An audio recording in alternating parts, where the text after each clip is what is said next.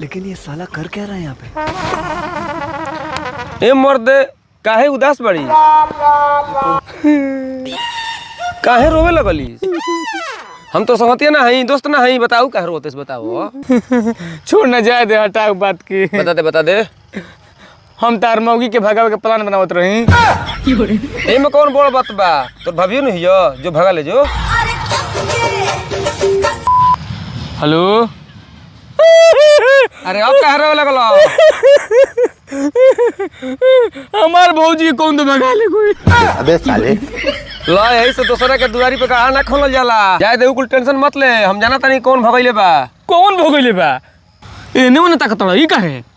अरे कीड़ो मकोड़ा के कान होला। चल हमने बताओ तनी। अब बताओ ऐसा क्यों बाना? अरे देवालों के कान होला। तो अब कहां बताइबो? अरे चलो ना हमने बतावल जाई आवो। अब बताओ।